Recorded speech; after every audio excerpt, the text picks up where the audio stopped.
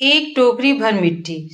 किसी श्रीमान जमींदार के महल के पास एक गरीब अनाथ विधवा की झोपड़ी थी। जमींदार साहब को अपने महल का अहाता उस झोपड़ी तक बढ़ाने की इच्छा हुई।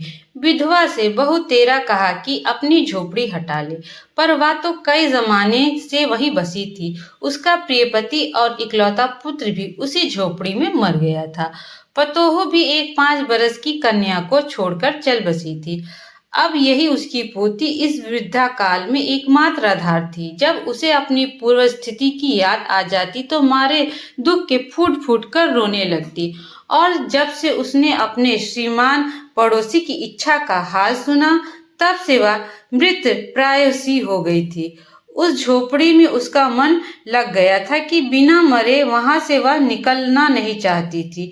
श्रीमान के सब प्रयत्न निष्फल हुए।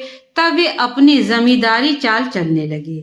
बाल की खाल निकालने वाले वकीलों की थैली गरम कर उन्होंने अपने अदालत से झोपड़ी पर कब्जा करा लिया और विधवा को वहां से निकाल दिया।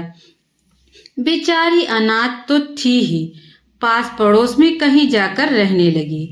एक दिन श्रीमान उस झोपड़ी के आसपास टहल रहे थे और लोगों को काम बतला रहे थे कि वह विधवा हाथ में एक टोकरी लेकर वहां पहुंची। श्रीमान ने उसको देखते ही अपने नौकरों से कहा कि इसे यहाँ से हटा दो, पर वह गिड़गिड़ाकर बोली, महाराज, अब तो यह झोपड़ी तुम्हारी ही हो गई है, मैं उसे लेने नहीं आई हूँ। महाराज क्षमा करे तो एक विनती है। जमींदार साहब के सिर हिलाने पर उसने कहा, जब से यह झोपड़ी छूटी है तब से मेरी पोती ने खाना पीना छोड़ दिया है। मैंने बहुत कुछ समझाया पर वह एक नहीं मानती। यही कहा करती है कि अपने घर चल, वहीं रोटी खाऊंगी। अब मैंने यह सोचा कि इस झोपड़ी में से एक टोकरी भर मिट्टी लेकर उसी का चूल्हा बनाकर रोटियां पकाऊंगी। इससे भरोसा है कि वह रोटी खाने लगेगी। महाराज कृपा करके आज्ञा दीजिए तो इस टोकरी में मिट्टी ले आऊं। श्रीमान जी ने आज्ञा दे दी। विधवा झोपड़ी के भीतर गई।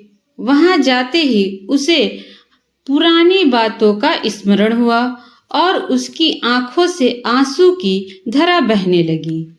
अपनी आंतरिक दुख को किसी तरह संभाल कर उसने अपनी टोकरी से भर ली और हाथ से उठाकर बाहर ले आई। फिर हाथ जोड़कर श्रीमान से प्रार्थना करने लगी, महाराज कृपा करके इस टोकरी को जरा हाथ लगाकर, जिससे कि मैं अपने सिर पर उठा लूं। जमींदार साहब पहले तो बहुत नाराज हुए, पर जब वह बार बार हाथ जोड़ने लगी और पैरों पर गिरने लगी तो उनके मन में कुछ दया आ गई। किसी नौकर से ना कहकर आप ही स्वयं टोकरी उठाने आगे बढ़े। ज्यों ही टोकरी को हाथ लगाकर ऊपर उठाने लगे, त्यों ही देखा कि यह काम उनकी शक्ति के बाहर है। फिर तो उन्होंने अपनी सब ताकत लगाकर टोकरी को उठाना चाहा, पर जिस स्थान पर टोकरी रखी थी वहां से वह एक हाथ भी ऊंची ना हुई। वह लज्जित होकर कहने लगे, नहीं, यह टोकरी हमसे ना उठाई जाएगी। यह सुनकर विधवा ने कहा, महाराज नाराज ना होना, आप एक टोकरी भर मिट्टी नहीं उठाई जाती और इस झोपड़ी में तो हजारों टोकरियां मिट्टी पड़ी हैं, उसका भार आप जन्म भर क्यों कर भी नहीं उठा सकेंगे। आप ही इस बात पर विचार कीजिए। जमींदार साहब धन मन से गर्वित हो अपना कर्तव्य भूल गए थे, पर विधवा के उपयुक्त वचन सुनते ही उनकी आंखें खुल गई। कृत कर्म का पश्चाताप कर उन्होंने विधवा से क्षमा मांगी और उसकी झोपड़ी वापस दे दी। ऐसी कहानियां सुनने के लिए हमारे चैनल को लाइक और सब्सक्राइब करना ना भूलें।